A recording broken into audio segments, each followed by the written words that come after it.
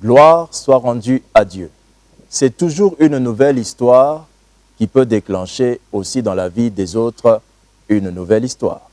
C'est le témoignage aujourd'hui d'un couple merveilleux qui raconteront avec leurs mots, l'homme et la femme, ce que Dieu a fait dans leur vie. Et nous sommes convaincus que cette histoire que nous avons su agréablement appeler de 0 à 1 va être pour vous la preuve qu'il n'y a rien qui arrête l'action de la bonté de Dieu dans notre vie.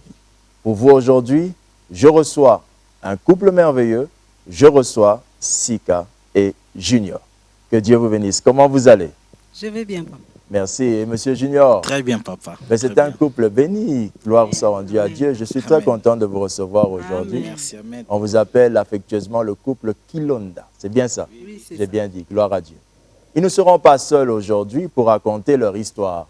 Parce que dans toute histoire, il faut bien qu'il y ait des témoins de l'histoire. Et nous aurons aujourd'hui comme témoin, sous le plateau déjà, un homme qui a marché avec cette famille, ce couple, pendant un temps et qui peut relater ce qui s'est passé afin que tous ensemble nous puissions savoir ce que Dieu a fait. Bonjour, pasteur Joël Kateba. Bonjour, pasteur Lévy. Soyez bénis. Amen. Je suis très content de vous recevoir ici. Merci beaucoup. Nous Vous sommes êtes bénis. un membre de l'équipe Allo Grossesse. Effectivement, merci. Gloire à Dieu. Ça sera très intéressant. Nous sentons que cette émission va bénir la vie de plusieurs personnes aujourd'hui. Alors, c'est votre émission, c'est votre moment de raconter votre histoire. Il y a plusieurs familles qui nous suivent aujourd'hui, de partout dans le monde, en Europe, à Kinshasa, Nabambo, Kamisusu à l'intérieur, Bandeko, tout le monde est en train de nous suivre. Cette histoire, certainement, je suis sûr, va bénir des gens. Mais dites-moi, vous êtes un merveilleux couple. Ça fait combien de temps que vous êtes ensemble, papa? Ça fait déjà 3 ans. Oh, gloire à Dieu, gloire à Dieu. 3 ans, oui. Ça, c'est une belle histoire, dites-moi. Vous vous êtes marié à elle, pourquoi elle? Il n'y avait pas d'autres femmes? Il y avait plusieurs même. Mais c'est elle qui a vaincu quand même. Ah, alléluia. Quand je dis plusieurs, c'est pas que j'avais aimé tout le monde. Exactement. Mais c'est elle qui a vaincu parce que j'ai eu ce que je voulais chez elle. C'est une très belle phrase, ça. Gloire soit rendue à Dieu. Gloire soit rendue à Dieu. Alors, maman Sika, comment s'est passé votre mariage? Ça s'est bien passé? Oui, le mariage s'est très bien passé. Ok. Oui, mon mari a payé la dot comme il faut. Félicitations. Merci. Nous sommes allés à Il faut l'état le baquet civil. d'Atiken à Nyongomoroté. Ça s'annonce bien. Nous sommes allés à l'état civil et nous sommes aussi allés à l'église devant Dieu. Amen. Dieu nous a bénis, voilà. Gloire à Dieu. Ça, c'est un mariage complet. Et lorsque on est dans un mariage qui a si bien commencé, on ne peut qu'espérer le bonheur et que toute chose aille comme sur des roulettes, comme on le dit. Mais comment, après un aussi bon mariage, dites-moi, tout s'est toujours passé très bien ou bien y a-t-il eu quelque chose qui a quand même inquiété le mariage après? Oui, il y avait quelque chose. Ok. Quand on s'est mariés, je ne concevais pas. Oh, ok. Oui. Après une année, je me suis dit, je dois d'abord aller à l'hôpital, faire des examens. Je dois savoir si qu'est-ce qui ne va pas. Qu'est-ce qui empêche que je puisse concevoir. Je suis allée à l'hôpital, j'ai rencontré un gynécologue. Le gynécologue m'a fait les examens. Il n'a trouvé rien comme dans les examens. Il m'a recommandé de faire l'échographie. J'ai fait l'échographie. Après, l'échographie, ça montre que j'avais un petit kyste ovarien. Il a précisé que c'est encore tout petit. Ah, ok. Ça ne va pas. Il a dit, tu ne vas pas passer à l'opération, tu vas prendre juste les médicaments et ça va passer. Donc, normalement, ce n'était pas compliqué. Ce n'était pas compliqué. Vous avez pris les médicaments quand même? J'ai pris les médicaments pendant, le docteur avait dit pendant 21 jours. C'est qu'après ça, vous avez pu Oui, concevoir ou il pas? m'a dit après ces médicaments, il n'y aura rien, tu vas concevoir. Est-ce que ça a marché? Vous avez... Non, non, non. J'ai pris les médicaments, mais ça n'a pas marché. Oh, et là, ça devenait très inquiétant. Oui, oui, ça devenait très inquiétant. Je me suis dit, ah, je me suis mariée, mais la joie d'être dans les mariages, c'est les enfants. Oh, Mais comment, à mon âge même, je peux avoir des problèmes là de stérilité? Je dis non, non. La stérilité ne va pas passer par moi. oui, ça c'est une belle phrase. La stérilité ne va pas passer par moi, papa. Junior, en ce moment-là, vous apprenez que votre femme revient de l'hôpital.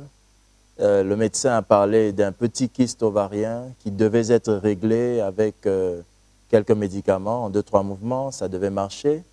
Et là, ça ne marche toujours pas. Vous êtes l'homme, vous êtes le mari de la femme. Comment vous traversez alors cette période de cette nouvelle et comment vous vivez avec votre femme? Parce que, comment ça se passe? Des fois, dans certains couples, Bamibali, Bakomiko, changer d'attitude. Mais nous, on veut savoir comment ça se passe chez vous. Sûrement, chez moi, pasteur, je faisais en sorte que Maramio s'allait bien.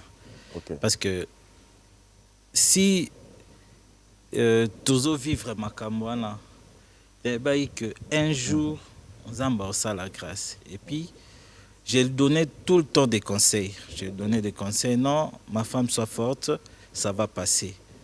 Moi, je sais que moi, je n'ai rien. Toi aussi, tu n'as rien, ça va passer. Un jour, tu vas mettre au monde. Donc, c'est ce que je lui conseille. En chaque fois, j'étais avec lui, elle était à l'aise.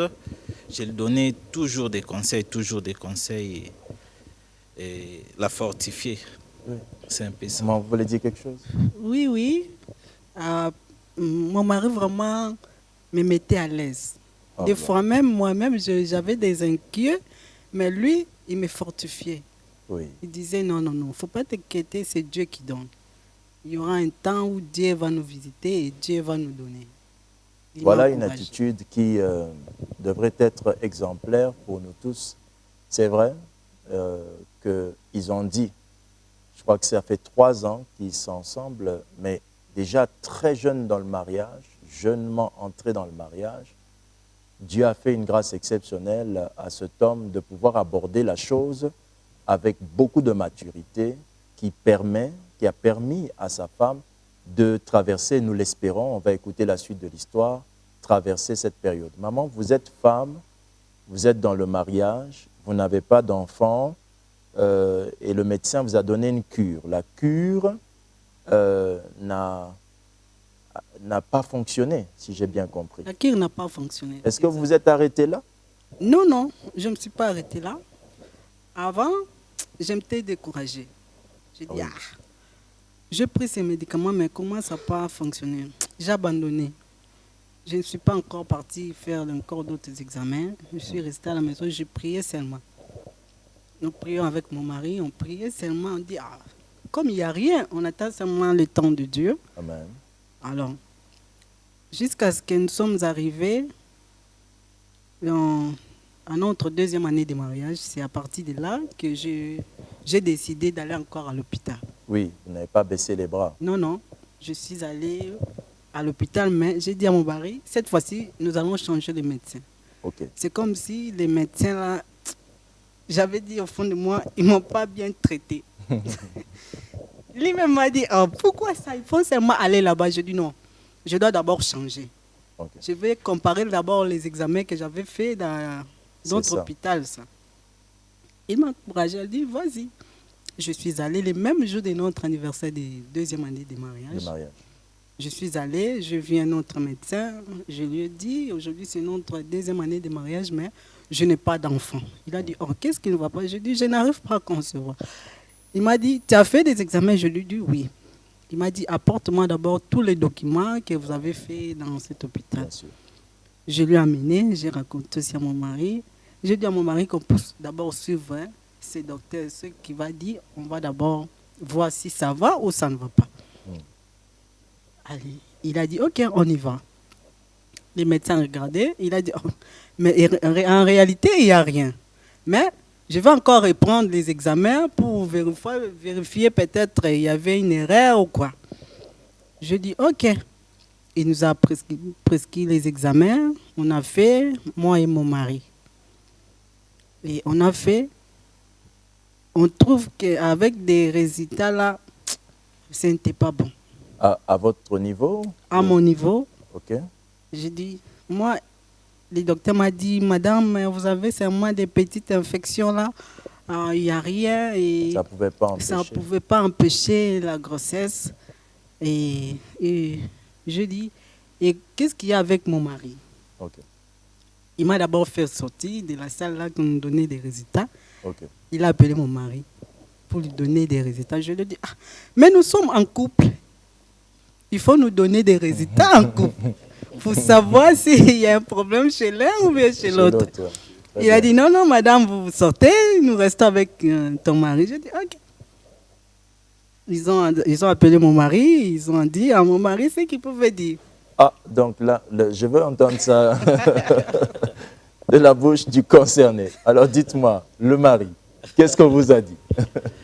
Là, pasteur, on m'a appelé et je ne sais pas encore les termes là, c'est un peu trop fort, je ne sais pas. Souvent, ils utilisent l'expression azospermie quand il n'y a pas. Oui, oui, c'est ça. C'est ça. Bon, Oui. c'est ce qu'il avait aussi dit. Et Oui. puis il m'a dit que tu es 0%, donc tu ne peux pas concevoir. 0%. Oui, oui. J'ai Wow. dit, pardon, et je ne peux pas quoi? Donc comme moi je suis là, je ne peux pas Venir père, donner des enfants. venir père bien donner des enfants. J'ai dit non. Là, ce n'est pas moi. Il m'a dit, il m'a donné des conseils qu'on puisse faire d'autres examens et prendre encore des médicaments et prier beaucoup. Le bon Dieu va t'aider. Que tu prends, mais pour le moment, je n'ai rien à te dire. Bon. Ils ont fait l'ordonnance. C'était très coûteux les médicaments. Wow. Donc, beaucoup. Et puis, très cher. Moi, je me suis vu trop cher, pardon. Je me suis vu, j'ai dit que non. Là, ce n'est pas moi. Moi, je me connais. Moi, je vais mettre au monde, il y aura beaucoup des enfants. Alléluia. J'avais directement dit, parce que j'avais la foi. Oui. Et quand on est parti, ma femme connaissait déjà.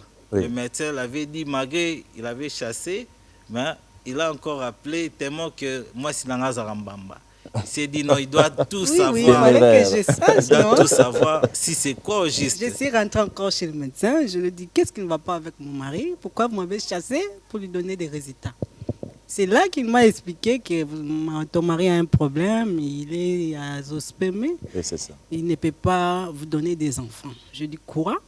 Non, non, non, ça ne va pas passer comme ça. Mais papa, vous dites quelque chose de très touchant. Vous dites, je me connais. Oui, j'avais dit je me connais parce que je me connais. Quel J'ai dit acte non de foi. négative. Amen. J'ai dit que Approchez le micro. ma femme soit calme. Là, ce n'est pas moi. Il y aura des résultats bientôt là et il y aura la joie dans notre couple. C'est Amen. ce que j'avais dit. Ça, c'est une parole de foi. Oui, oui. Et heureusement que vous avez parlé. Vous savez, des fois, lorsqu'on est face aux médecins et que les médecins nous présentent un tableau sombre, ils ne font que dire ce qu'ils voient. Ils ne peuvent pas nous tromper selon l'engagement médical qu'ils ont pris. Mais nous qui recevons l'information, nous devons pouvoir exprimer notre foi. Et c'est ce que Junior a fait. Il a exprimé sa foi, il dit non. Il dit ça, c'est pas lui, que lui, il sait qu'il aura des enfants, ils seront nombreux dans leur maison. Cet acte de foi de M. Junior a été donc le déclencheur, j'espère, on va écouter l'histoire dans la suite, d'un miracle. J'espère, j'espère, j'espère. Alors, laissez-moi, je vais revenir à vous. Pasteur Joël Kateba. Oui, pasteur Lévy. Vous êtes un membre de notre équipe Allo Grossesse. Oui. Cette partie de l'histoire, c'est la partie sombre. Oui. Est-ce que vous avez le souvenir de cette partie sombre de leur histoire? Oui, oui, je m'en souviens comme si c'était hier. Parce que quelques mois, disons, 6 à 7 mois, j'ai reçu, d'abord c'était maman que j'ai reçue au bureau, qui me disait que papa, je ne vois pas clair. Je dis non, tu n'es qu'à 6 mois, on ne peut pas d'emblée dire que tu es stérile ou s'inquiéter C'est ça. d'une quelconque productivité. Attendons voir. Elle est revenue une année après pour me dire que papa, ça n'évolue pas. C'est alors, avec la petite expérience que nous avions reçue, nous sommes dit, puisque ça commence à prendre ce virage-là d'incertitude, nous devons quand même commencer à en parler à Dieu. C'est vrai que c'était, on peut dire, des prières timides, parce que on ne comprenait pas encore, c'était une situation clinique, c'était une situation spirituelle, mais bref, on priait avec eux. Et il y a une chose que j'aimerais souligner ici. Oui. J'étais en face de moi des personnes qui malgré tout ce qu'on leur disait, elles n'étaient pas en fait prêtes de l'accepter. Donc, ces personnes avaient une foi, je peux dire, expressive, à telle enseigne que quand elles me parlaient de résultats qu'ils recevaient, et à la fin, ils me disaient toujours que papa, nous, on ne croit pas à ces histoires-là. Mais si vous ne croyez pas, donc ça veut dire que vous croyez à un résultat qui est censé venir de quelque part, parce que le médecin a dit ça, Et un an après, on s'est dit non, on doit changer de stratégie. Deux fois, on visitait la famille, on priait avec eux à la maison. Deux fois, maman venait à la réception nous voir parce que papa devait aller au travail. Deux fois, on s'est parlé carrément au téléphone, on s'entretenait au téléphone. Mais c'était quand même difficile, je dois vous l'avouer. Un jeune couple, s'il faut parler en termes humains, qui n'ont presque pas fait la vie, comme on dit, c'est ça. Et copé d'un tel résultat, c'est ça. Certains diraient que Dieu est injuste. Mais je crois que c'était un chemin par lequel devait passer pour édifier plusieurs. Certains diraient que Dieu est injuste, mais le pasteur croit que c'était un chemin par lequel le couple devrait passer pour édifier plusieurs. Il y a eu une parole de foi de l'homme. Il y a eu l'attitude téméraire de la femme pour en connaître, aller en profondeur. Mais maintenant, dites-moi, je ne sais pas qui va prendre la parole, mais comme vous allez le voir, comment alors s'est passée cette traversée-là? Quelle est la chose qui a donné de l'espoir? Qu'est-ce que vous avez fait pour sortir de là? Qu'est-ce qui s'est passé? On avait suivi une publicité d'une émission Allo Grossesse. Amen. Dans l'église que je prie, il y avait une émission spéciale Allo Grossesse. Très bien. J'ai dit à mon mari, je sens c'est comme si cette émission m'appartient. Il y a une délivrance là. Il a dit, pourquoi ça? Pourquoi tu dis ça? J'ai dit, je sens quelque chose briller dans mon cœur. Moi, je vais suivre cette émission. Lui, il a dit, oh, mais ça va passer à la télé. Je dis, oui, ça allait passer à l'église, mais comme il y a les confinements, ça ne pouvait pas passer. Maintenant, le pasteur va passer en direct de la télé. Là, c'était dans la chaîne CNTV. Je lui ai dit, nous allons faire ça en jeûne et prière. Papa a envoyé les messages, il a dit, vous qui avez des problèmes de stérilité, envoyez vos sujets de prière, nous allons prier. Et gloire à Dieu, le jour-là, il n'était pas parti au travail, les 30. On a jeûné, on a prié. Quand on arrive à 12h, on entre à la chambre, on prie. L'émission s'était passée à 17h. Arrivé à 17h, on a mis l'émission, on a suivi l'émission, on a envoyé encore les sujets, parce que moi, j'avais envoyé les sujets bien avant, depuis la nuit, à mon pasteur. Et pendant qu'on suivait encore l'émission, lui aussi a envoyé. Le pasteur Joël était là, il lisait des sujets de prière, il lisait. Mais il a dit, quand l'émission est terminée, il a dit, oh, mais comment ça le pasteur n'a pas lu notre sujet de prière? J'ai dit, je connais mes pères, ils ne se limitent pas là. La télé, c'est le temps, ils vont aller continuer tous les sujets que toutes les personnes ont envoyés, ils vont aller continuer ça à l'église. Il a dit, ok, nous avons fini, on était les jours-là dans la joie, après les jeûnes et la prière. À la maison, c'est comme si nous venons de nous marier encore. Et puis, on était déterminés. Okay. J'avais dit la nuit là, vraiment. Oui. Donc, c'est la nuit là. C'est la nuit là. Alléluia. La foi sans les actes est une foi morte. Gloire à Dieu. Ça se passe à la télé, on On n'a même pas cité On n'a même pas cité notre sujet de votre prière, sujet de même prière. pas notre nom. Notre nom. Nous prions pour les couples qui l'ont. Non, Rien. non, non, on n'a pas écouté ça. Mais vous aviez eu la foi. Oui, Et vous vous êtes dit, non, ça là, oui, on s'est c'est dit bon. non, non, non. Ça, c'était pour nous. La joie dans la maison. La joie dans la maison. On a mis la musique, on dansait. Oh C'est mon comme Dieu. si c'est. Oh mon Dieu. C'était vraiment la joie. Chaque histoire a ses réalités. Mais papa, vous êtes étonnant. Vous vous réjouissiez. Vous sentez qu'il y a quelque chose qui est entré. Oui, oui.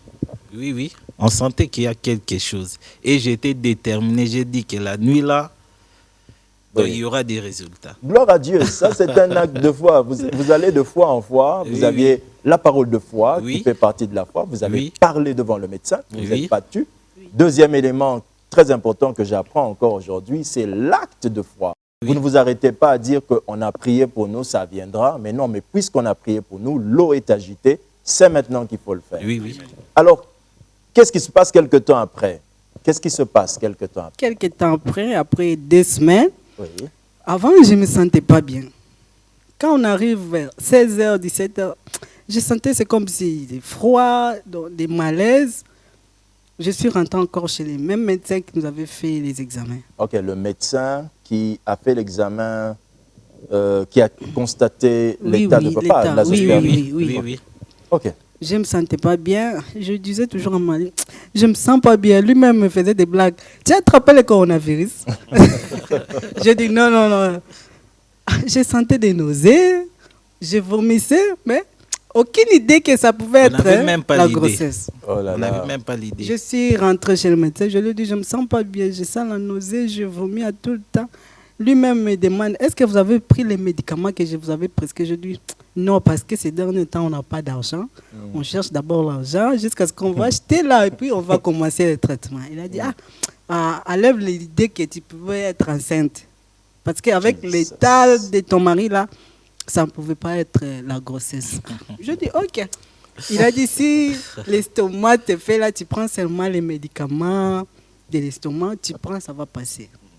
Je prenais, mais ça ne va pas. J'ai dit, mais je prends ces médicaments, mais pourquoi des malaises, toujours des nausées?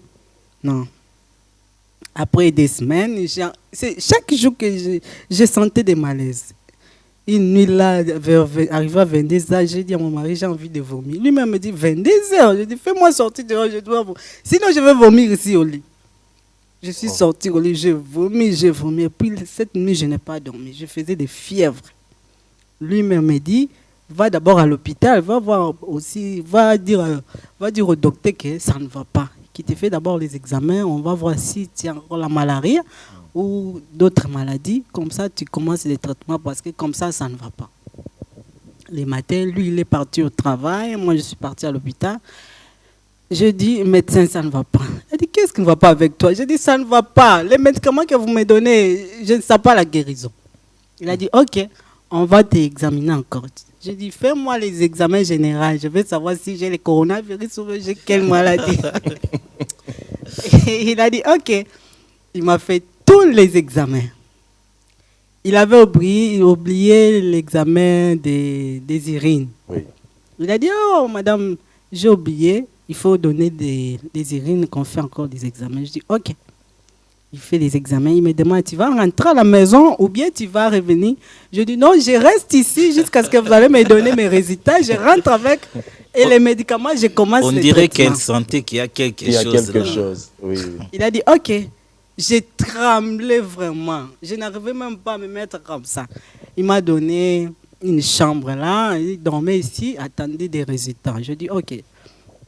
Donc, aucune idée que ça pouvait être la grossesse. Je suis dormi, j'ai dormi. Après quelques temps, je me suis réveillée. Oh, docteur, ça traîne comme ça les examens. Il a dit, attendez encore 15 minutes. Je dis, ok. À 15 minutes, il m'appelle au bureau. Lui-même me dit, oh, 10 as. J'ai dit, quoi là-bas? J'ai les cornes.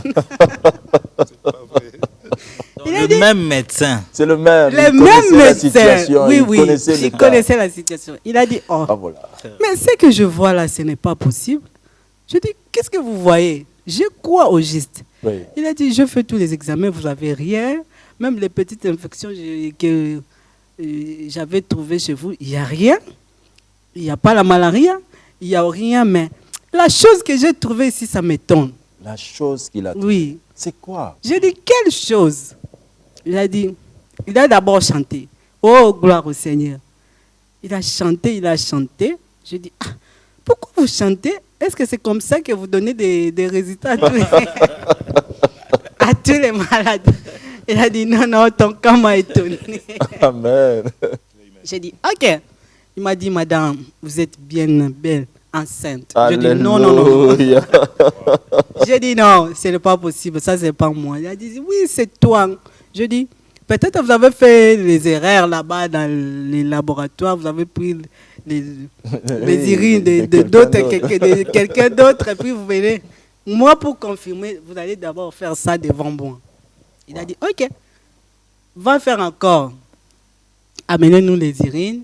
Il a demandé encore les tests de grossesse. Il a fait devant moi, je vis exactement comment les tests sont positifs. J'ai crié. Alléluia. Je n'ai pas vu même ça, c'est l'hôpital. Hein.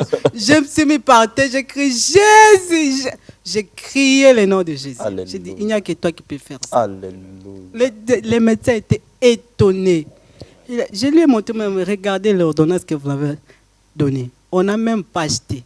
Alléluia. Ça, c'est Dieu. Il a dit, Alléluia. il m'a demandé, vous priez beaucoup? J'ai dit oui. Alléluia. Il a dit, ça, c'est Dieu. Dieu vous a béni. Ça, c'est Dieu. Dieu vous a béni. Amen. Le médecin, ce n'était pas un autre. C'est quelqu'un qui connaissait la situation, qui a porté le fardeau. Parce que les médecins, ils se soucient. Ils se soucient au fur et à mesure d'être avec les patients. Ils commencent à porter le fardeau des patients. Et nous sommes convaincus que ces patients-là, ce médecin-là, connaissaient leur travail. Donc, ils savaient que la situation ne pouvait pas donner de suite favorable. Mais juste après qu'ils aient manifesté la foi et qu'ils se soient préparés à la séance de guérison qui avait lieu à la télé. Et je vous annonce que nous aurons une séance de guérison qui aura lieu d'ici là à la radio B1, ainsi que ici sur le plateau, nous prierons pour vous. Amen. Et eux se sont préparés.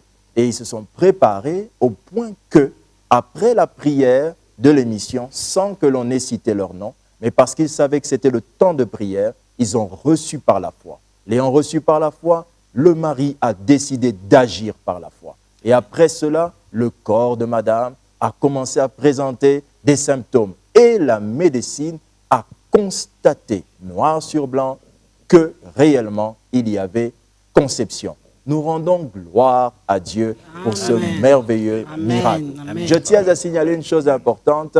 Ce n'était pas que seulement 3 années de stérilité. On pouvait se dire que c'est peu. Mais quand déjà on a dit à un homme qu'il est azospermique, qu'il ne peut pas donner naissance, il ne peut pas. Que ça fasse 50 ans, il ne peut pas. Amen. Sa semence ne changera pas au fur et à mesure que les années passent pour dire, bon d'accord, je vais te laisser maintenant le temps d'avoir des enfants. D'où pour eux, c'était bien pour eux d'avoir réagi déjà par la foi plus tôt afin que la situation ne traîne pas. Gloire soit rendue à Dieu. Amen. Amen. Nous aimons dans cette émission, le grand plateau de la grossesse, ne pas pouvoir parler sans preuve. Parce que si vous nous dites que vous avez conçu, c'est que votre ventre a pris du volume. Mais là, je ne vois pas de ventre qui a pris du volume. Alors vous allez me dire, est-ce que la preuve de votre visitation est bel et bien ici? Oui. Affirmatif, oui. Affirmatif. J'aime la voix de papa.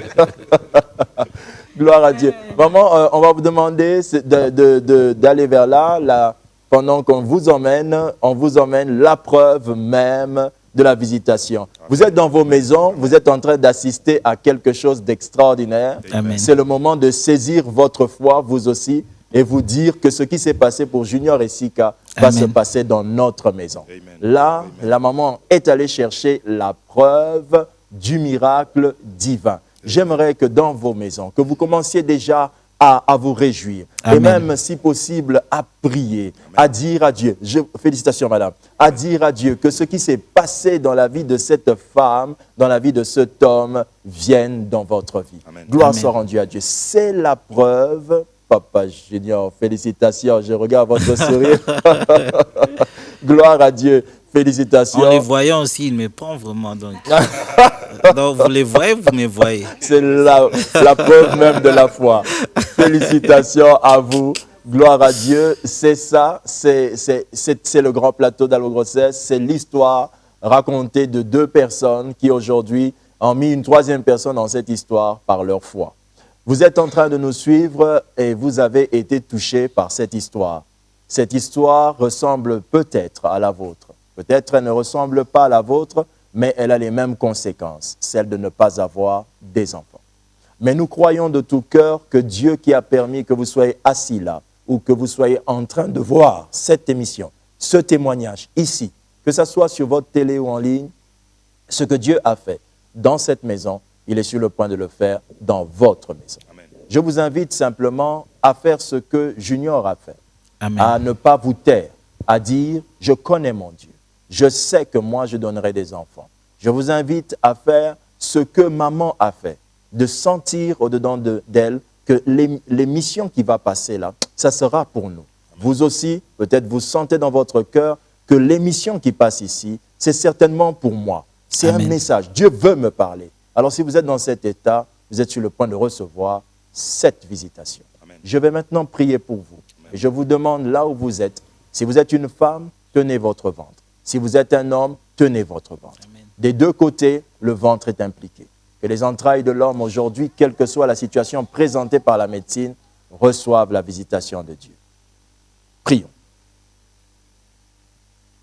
Tendre Père céleste, parce que tu as dit dans ta parole, multipliez-vous et remplissez la terre, tu ne nous l'as pas proposé, mais tu nous en as donné un ordre.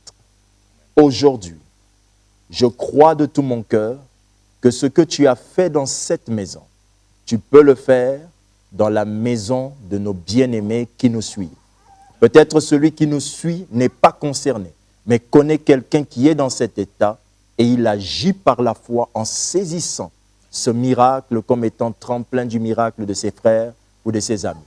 Je demande, sous le sang agréable des pleurs de cet enfant, que ces pleurs entrent dans la maison d'un couple, afin qu'un enfant naisse, afin qu'une fille naisse, un garçon naisse, des jumeaux naissent, que le Dieu de toute récompense récompense votre foi et que votre corps soit aujourd'hui capable de féconder, que vous mettiez au monde des fils et des filles. C'est dans le nom de Jésus-Christ que nous avons ainsi prié et que vous receviez ce miracle dans vos demeures au nom de Jésus-Christ. Amen. Amen. Que Dieu vous bénisse abondamment. C'est par là que nous sommes en train de clore cette émission. Merci beaucoup, Papa Junior. Merci beaucoup, pasteur. Ça a été une belle expérience. Merci beaucoup, J'aime pasteur. cette histoire et je vais certainement la raconter à plusieurs. Merci beaucoup, pasteur. maman. Merci beaucoup, pasteur Joël. Et c'est un grand plaisir. Merci à l'équipe de B1 qui, avec elle, nous sommes en train de parcourir le chemin du miracle dans la vie de beaucoup de maisons. Nous entrons et aujourd'hui, nous vous disons, si le miracle est arrivé chez vous, ce plateau vous attend. Le prochain, c'est certainement votre plateau, afin que vous puissiez témoigner la gloire de Dieu. Que Dieu vous bénisse. C'est sous le son merveilleux des pleurs de cet enfant que nous sommes en train de clore cette émission. Amen. Allez, Amen. que Dieu vous bénisse. Bye bye au prochain numéro. Que Dieu vous bénisse.